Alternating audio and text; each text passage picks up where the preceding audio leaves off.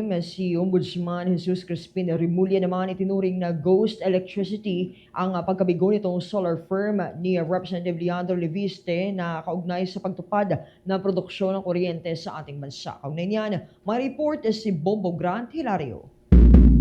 Itinuring ni Ombudsman Jesus Crispin Remulla bilang ghost electricity ang umano'y pagkabigo ng solar energy network ni Batangas 1st District Representative Leandro Leviste tuparin ang produksyon ng kuryente para sa bansa. Sa isinagawang pulong balita ng Tanod Bayan, sinabi ng Ombudsman Remulla na kung mayroon mga ghost flood control projects na inimbisigahan, ang kaso naman kontra kay Representative Leviste ay tinaguriang ghost electricity. Batay niya kasi sa prangkisa iginawad sa solar firm ng mamabatas, pangako nito na makapag-produce ng kuryente, ngunit kalaunay hindi naman daw tinupad. Kasama niya ito sa Philippine Energy Plan kung saan inaasahan makapaglilikha o produksyon ng kuryente mula sa solar energy na mapapakinabangan sana ng taong bayan.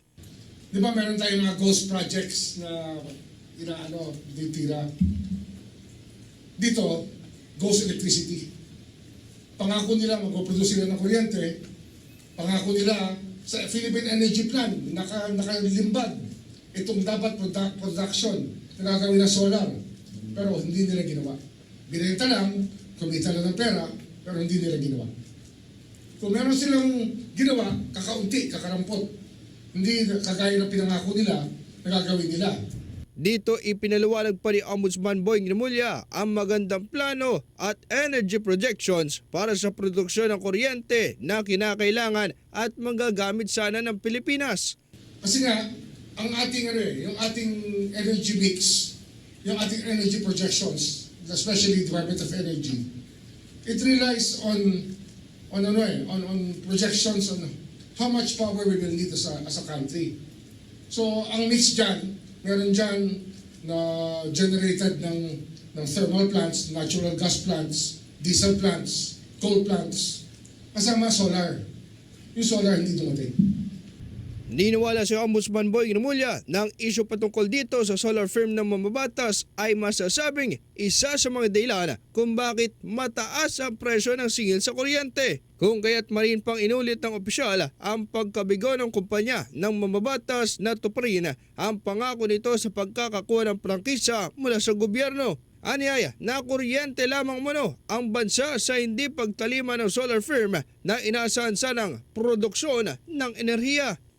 So, kaya ang taas-taas ng presyo ng kuryente natin, isang dahilan yan. Of course, dito sa Manila, ibang usapan naman yung taas ng presyo ng kuryente.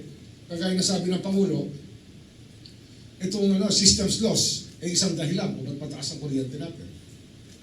Pero itong solar na to, na dapat pinroduce at in-accomplish ni Leviste sa kanyang pagkakuha ng prangkisa, ay hindi, naging ghost electricity.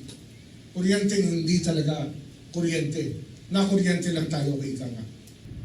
Inanunsyo kahapon ni Ombudsman Boying Remulla na inihain na para sa pagsasagawa ng preliminary investigation ang mareklamong plunder, graft and corruption at conflict of interest laban kay Representative Leandro Leviste, habang kasama din sa mamaharap sa kaso o reklamo maging ang kanyang ina na si Senadora Loren Legarda at pati si dating Department of Energy Secretary Alfonso Cusi.